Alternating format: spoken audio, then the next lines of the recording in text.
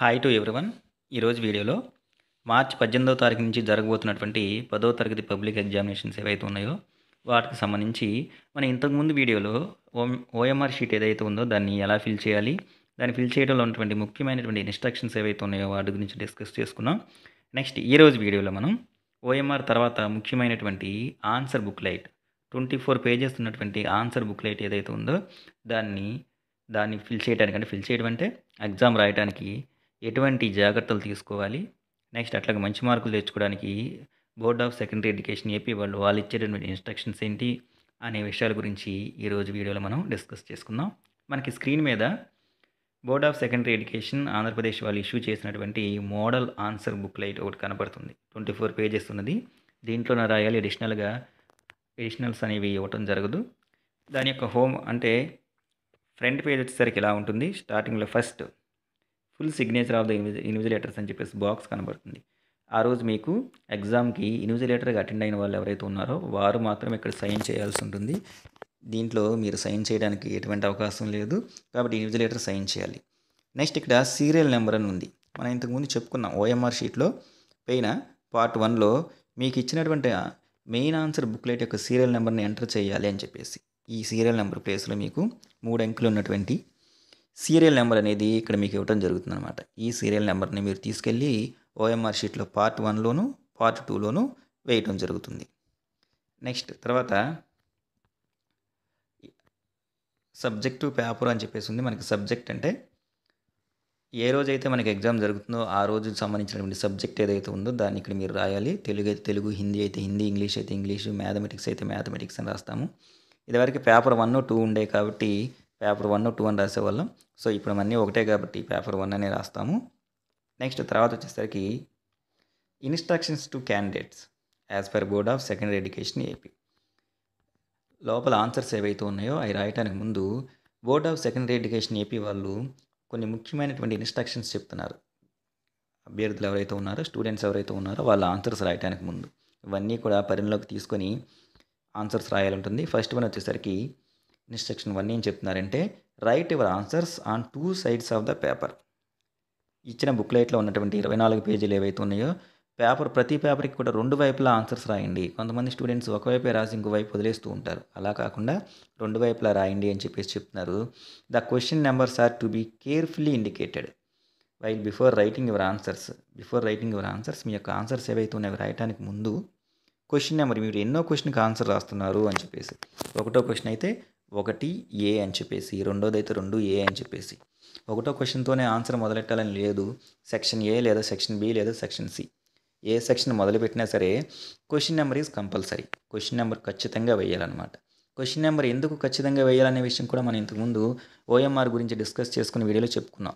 ప్రతి క్వశ్చన్ నెంబర్కి కూడా మీకు వచ్చినటువంటి మార్క్స్ ఏవైతే ఉన్నాయో వాటిని ఓఎంఆర్ షీట్లో పోస్ట్ చేయాలి అని చెప్పి చెప్పుకున్నాం. కాబట్టి క్వశ్చన్ నెంబర్ ఏదైతే ఉందో దాన్ని ఖచ్చితంగా వేయాలి. నెక్స్ట్ సెకండ్ వన్ వచ్చేసరికి all the rough work must be done at the bottom of the page where ever necessary.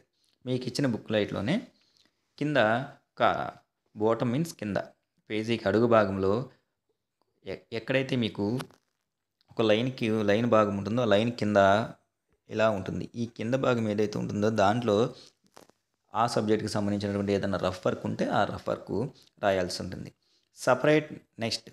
Separated the subject matter by a line and noting rough work. So మీరు ఏదైతే rough work రాస్తూ ఉంటారో ఆ rough work రాసిన pay భాగంలో rough work అని రాసి దాన్ని అండర్లైన్ చేయాలి. ఎందుకనంటే మీరు ఆన్సర్గా రాసిన విషయానికి రఫ్ వర్క్ చేసిన విషయం 2 డిఫరెంట్ కాబట్టి ఇది రఫ్ వర్క్ అని ఇండికేట్ చేస్తూ లైన్ కింద రాయాలి.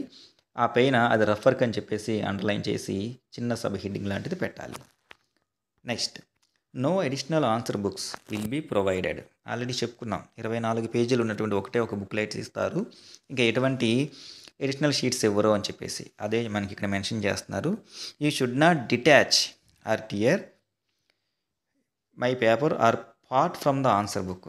అట్లాగే మీకు ఇవ్వబడినటువంటి 24 పేజీల బుక్లైట్ ఏదైతే ఉందో దానిలో ఏ పేపర్ని కూడా అంటే కొంతమందికి 100 మార్క్స్కి ఉన్నటువంటి ఒక 10 పేజీల్లోనో 12 పేజీల్లోనే అయిపోయింది. ఇంకా మిగతా పేజీలు ఇంటికి తీసుకెళ్ళవచ్చు కదా అని చెప్పేసి దాన్ని టియర్ చెంపడం కానీ డిటాచ్ అంటే విడతీయడం కానీ చేయకూడదు.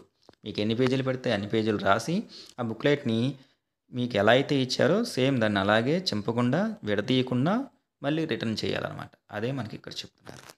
నెక్స్ట్ ఫోర్త్ వన్ వచ్చేసరికి candidates should write in all 24 lines each page. So ప్రతి పేజీకి కూడా మీకు లైన్స్ డ్రా చేసి ఉంటాయన్నమాట. అంటే ఒక మాటలో చెప్పాలంటే మీకు రూల్ ఉన్నటువంటి బుక్లెట్ ఇస్తారు. దానిలో ప్రతి పేజీకి కూడా 24 లైన్లు ఉంటాయి. ఆ 24 లైన్లలో కూడా మీరు ఆన్సర్ రాయాల్సి ఉంటుంది. It is not necessary to begin each answer in a fresh page. కొంతమంది పిల్లలు ఏం చేస్తూ ఉంటారంటే ఒక పేజీలో సగం వరకు వచ్చి ఆన్సర్ అయిపోయిన తర్వాత ఇంకో కొత్త క్వశ్చన్కి ఆన్సర్ రాస్తున్నాం కదా అని చెప్పేసి మళ్ళీ ఏం చేస్తారు వాళ్ళు, రెండో పేజీ తిప్పి రెండో పేజీలో కొత్తగా మళ్ళీ ఇంకో క్వశ్చన్ నెంబర్ వేసి ఆన్సర్ రాయటం మొదలు పెడతారు. కాబట్టి ఏం చెప్తున్నారంటే మళ్ళీ ఒక క్వశ్చన్ ఆన్సరు సగం వరకు వచ్చిన తర్వాత ఇంకో క్వశ్చన్కి ఆన్సరు సపరేట్గా వేరే పేజీలో మొదలు పెట్టాల్సినటువంటి అవసరం లేదు అని కూడా చెప్తున్నారు. Next fifth one, do not write in the margin. ఇదే అనుకో మనకి బుక్లెట్, ఇక్కడ ఉన్నటువంటి మార్జిన్, ఈ మార్జిన్లో ఏదైతే ఉందో దీంట్లో మీరు క్వశ్చన్ నెంబర్స్ మాత్రమే వేయాలి. ఈ మార్జిన్లో ఎటువంటి రాతలు కూడా రాయకూడదు అనమాట. అదే విషయాన్ని చెప్తున్నారు. Do not write in the margin. The answers must be legibly written either in blue or black ink only. మార్జిన్స్లో రాయకూడదు. అట్లాగే ఆన్సర్స్ రాయడానికి ఎయిదర్ బ్లూ ఆర్ బ్లాక్ అయితే బ్లూ పెన్ కానీ బ్లాక్ పెన్ కానీ వాడండి. అట్లాగే మీరు రాసేటటువంటి ఆన్సర్ ఏవైతే ఉన్నాయో దే మస్ట్ బీ లెజిబుల్లీ, అంటే కంటికి కనపడే విధంగా ఉండాలన్నమాట. కొంతమంది ఎగ్జామ్ కదా అని చెప్పేసి కొత్త పిన్ కొనుక్కొని వెళ్తారు.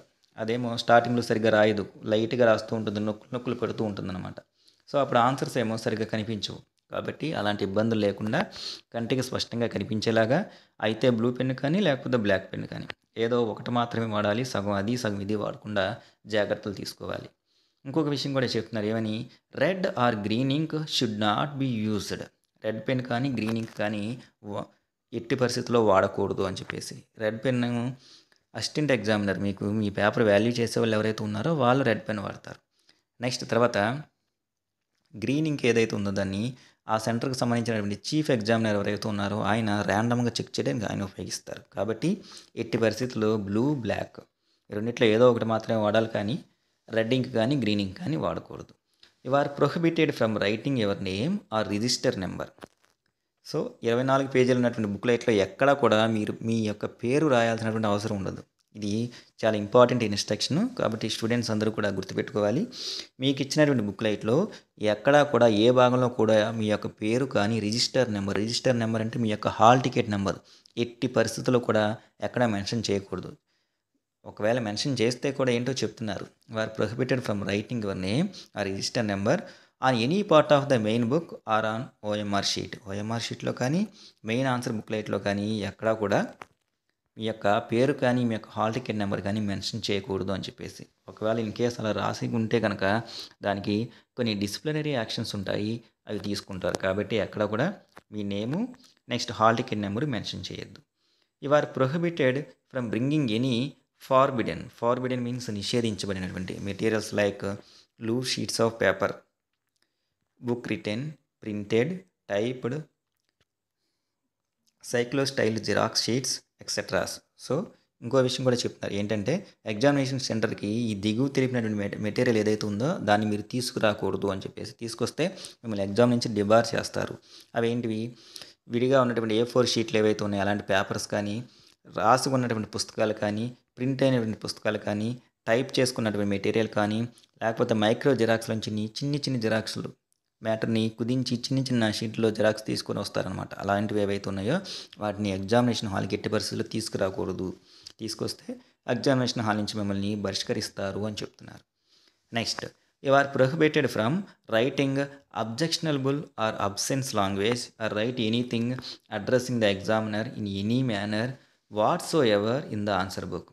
అట్లాగే రాసేటటువంటి ఆ రైటింగ్లో రాసే విధానంలో మీరు ఎటువంటి అబ్సెన్స్ లాంగ్వేజ్ అంటే ఎటువంటి అంగీకరించరానికూడటువంటి రాత ఏదైతే ఉందో ఆ రాత అంటే ఒక విధంగా చెప్పాలి అంటే బ్యాడ్ లాంగ్వేజ్ అనమాట. అలాంటిది ఉపయోగించకూడదు. కొంతమంది ఏం చేస్తూ ఉంటారు, అడ్రస్సింగ్ ద ఎగ్జామినర్, పేపర్ దిద్దే వాళ్ళు ఎవరైతే ఉన్నారో వాళ్ళని ఉద్దేశించి రాస్తూ ఉంటారు. ఏమని, నాకు ఒంట్లో బాగోలేకపోవడం వల్ల, ఇంట్లో కారణాల వల్ల నేను చదవలేకపోయాను, దయచేసి నన్ను పాస్ చేయండి అని చెప్పేసి కొంతమంది వేరే వేరే విధంగా రాస్తూ ఉంటారనమాట. ఇలాంటి లాంగ్వేజ్ ఏదైతే ఉందో దాన్ని ఆన్సర్ బుక్లెట్‌లో ఎక్కడా కూడా రాయకూడదు అని చెప్పేసి చెప్తున్నారు. ఇఫ్ యూ డూ సో అలా కనుక చేస్తే your script will not be valued. మీ యొక్క ఆన్సర్ స్క్రిప్ట్ ఏదైతే ఉందో మీ యొక్క సమాధాన పత్రము దిద్దబడదు. You should be subjected to disciplinary action. అట్లాగే మీ మీద ఇలా కనుక చేస్తే ఎవరైతే ఎగ్జామినర్ని ఉద్దేశించి దయచేసి నన్ను పాస్ చేయండి అని, నేను చదవలేకపోయానని, ఇంట్లో ప్రాబ్లమ్స్ అని ఇంకా ఇలాంటివి ఏమన్నా కనుక రాస్తే మీ మీద క్రమశిక్షణా చర్యలు తీసుకుంటారని కూడా చెప్తున్నారు. నెక్స్ట్ 9th వన్ వచ్చేసరికి responsibility to hand over the answer script to the invigilator lies with you only. మీకు ఏదైతే ఓఎంఆర్ షీటు నెక్స్ట్ మీకు ఇచ్చారో ఆన్సర్ బుక్లెటు ఎగ్జామినేషన్ కంప్లీట్ అయిపోయిన తర్వాత దాన్ని మళ్ళీ తిరిగి ఇన్విజిలేటర్కి ఇవ్వాల్సినటువంటి బాధ్యత మీ చేతిలోనే ఉంది, మీ మీదే ఉంది అని. అంటే కేవలం ఒక క్వశ్చన్ పేపరు మీరు తీసుకొచ్చినటువంటి హాల్ టికెట్ మాత్రమే మీతో పాటు తీసుకువెళ్ళాలి. అంతేగాని ఎట్టి పరిస్థితుల్లో ఆన్సర్ స్క్రిప్ట్ కానీ లేకపోతే ఓఎంఆర్ షీట్ కానీ ఇంటికి తీసుకెళ్ళకూడదు. అలా తీసుకువెళ్తే చర్యలు తీసుకోవడం జరుగుతుంది. నెక్స్ట్ 10th వన్ వచ్చేసరికి any misbehaviour by you in the examination hall results in your expulsion by the chief superintendent and also attracts severe punishment by the board. So examination హాల్లో కానీ examination సెంటర్లో కానీ ఏదైనా మిస్బిహేవియర్ తప్పుగా కనుక ప్రవర్తిస్తే మీరు తప్పుగా ప్రవర్తించారని అక్కడ ఉన్నటువంటి ఆ సెంటర్ యొక్క చీఫ్ ఎవరైతే ఉన్నారో వాళ్ళు కనుక అంగీకరిస్తే, అంటే వాళ్ళు నిజంగానే మీ బిహేవియర్ ఎలా ఉంది అని చెప్పేసి అంటే వాళ్ళు ఇచ్చేటటువంటి పనిష్మెంట్, వాళ్ళు అంటే బోర్డ్ ఆఫ్ సెకండరీ ఎడ్యుకేషన్ ఎవరైతే ఉన్నారో వాళ్ళు తీసుకునేటువంటి క్రమశిక్షణ చర్యలు ఏవైతే ఉన్నాయో వాటి గురవుతారు అని చెప్పేసి. కాబట్టి ఎగ్జామినేషన్ హాల్లోనూ నెక్స్ట్ ఎగ్జామినేషన్ సెంటర్లోనూ ఎటువంటి మిస్బిహేవియర్ ఆడపిల్లలతో కానీ ఇన్విజిలేటర్స్తో కానీ తోటి విద్యార్థులు ఎవరైతే ఉన్నారో వారితో కానీ ఎటువంటి మిస్బిహేవియర్ చేయకూడదు. ఇవి మనకి ముఖ్యంగా ఉన్నటువంటి 10 బోర్డ్ ఆఫ్ సెకండరీ ఎడ్యుకేషన్ వాళ్ళు ఎవరైతే ఉన్నారో వాళ్ళు before your writing your answers in the booklet, answer బుక్లైట్లో మీ యొక్క ఆన్సర్స్ ఏవైతే ఉన్నాయో అవి రాయడానికి వాళ్ళు ఇస్తున్నటువంటి ముఖ్యమైనటువంటి ఇన్స్ట్రక్షన్స్. అట్లాగే ఒకసారి బుక్లైట్ కూడా చూస్తే మనం ఇందాక చెప్పుకున్న 24 లైన్లు ఉన్నటువంటి బుక్లైట్ అని చెప్పేసి ఇవన్నీ కూడా ఇలా డ్రా చేసిన లైన్లు. ఈ మార్జిన్ లోపల ఏమీ రాయకూడదు, just mention question numbers only. ఇక్కడ కేవలం మీరు సమాధానాలు రాసేటువంటి క్వశ్చన్స్ ఏవైతే ఉన్నాయో ఆ యొక్క క్వశ్చన్ నెంబర్స్ మాత్రమే ఇక్కడ మీరు మెన్షన్ చేయాల్సి ఉంటుంది. నెక్స్ట్ అట్లాగే ఈ పేజీ అయిపోయిన తర్వాత మీకు ఏమైనా రఫ్ వర్క్ ఏమైనా కావాలి మీరు చేసుకోవాలి అనుకుంటే మనం ఇందాక బాటమ్ అని చెప్పుకున్నాం, బాటమ్ ఆఫ్ ద పేజ్ అని చెప్పేసి ఇక్కడ రఫ్ వర్క్ అని హెడ్డింగ్ పెట్టుకొని ఇక్కడ ఉన్నటువంటి ఖాళీలో మ్యాథమెటిక్స్ కానీ ఇంకా ఏమైనా చిన్న ఈక్వేషన్స్ కానీ మ్యాథమెటిక్స్లో సంబంధించి ప్రిన్సిపల్స్ ఇట్లాంటివి ఏమైనా రాసుకోవాల్సి వచ్చినప్పుడు ఏవైతే ఉన్నాయో అవన్నీ కూడా వీటిల్లో చేసుకోవచ్చు. ఈ విధంగా మనకి 24 పేజీలు ఉన్నటువంటి మీకు ప్రతి పేజీకి కూడా మెన్షన్ చేస్తూ పేజీ నెంబర్స్ కూడా కార్నర్లో ఇవ్వడం జరిగింది. ఇక్కడ కనపడుతుంది 5 అని చెప్పేసి. అట్లా ప్రతి పేజీకి కూడా పేజీ నెంబర్ ఇవ్వడం జరుగుతుంది. ఇట్లా 24 పేజీలు ఉన్నటువంటి బుక్లెట్ ఇవ్వడం జరుగుతుంది. ఈ 24 పేజీల్లోనే మీరు ఆన్సర్స్ రాయాల్సి ఉంటుంది. అట్లాగే ఏదైతే పేజీలో మీరు చివరిగా రాశారో ఫర్ సపోజ్ 14వ పేజీతో మీ యొక్క ఆన్సర్స్ రాసేయటం అయిపోయిన తర్వాత 14వ పేజీలో ద ఎండ్ అని రాసి మీరు ఇన్విజిలేటర్ ఎవరైతే ఉన్నారో ఆ రూమ్కి మీకు ఇన్విజిలేటర్గా వచ్చిన వారి చేత సైన్ చేయించుకోవాలి. అంటే అక్కడితో మీ పరీక్ష అయిపోయింది అని చెప్పేసి. దాని అర్థం ఏంటంటే ఒకవేళ మీరు రాసినవి ఆ తర్వాత కొట్టువ్యాధులు దిద్దువ్యాధులు లేకుండా ఉండటం కోసం కానీ ఏదైనా మిస్ అవ్వడానికి అవకాశం లేకుండా పేపర్సు ఆ షీట్తో అక్కడ ఆ పార్ట్తో మీ యొక్క ఎగ్జామినేషన్ కంప్లీట్ అయిందని తెలియజేస్తూ ఇండికేట్ చేస్తూ ద ఎండ్ అని మీరు రాస్తారు. మీకు ఇన్విజిలేటర్గా వచ్చిన వ్యక్తి ఎవరైతే ఉన్నారో వారు అక్కడ వాళ్ళ సిగ్నేచర్ చేసి ఆ రోజు డేట్ మెన్షన్ చేయటం జరుగుతుందన్నమాట. సో ఈ విధంగా బోర్డ్ ఆఫ్ సెకండరీ ఎడ్యుకేషన్ వాళ్ళు ఇచ్చినటువంటి ముఖ్యమైనటువంటి ఇన్స్ట్రక్షన్స్ ఏవైతే ఉన్నాయో వాటిని ఫాలో అవుతూ చక్కగా ఎగ్జామ్ని ప్రశాంతంగా రాయొచ్చు.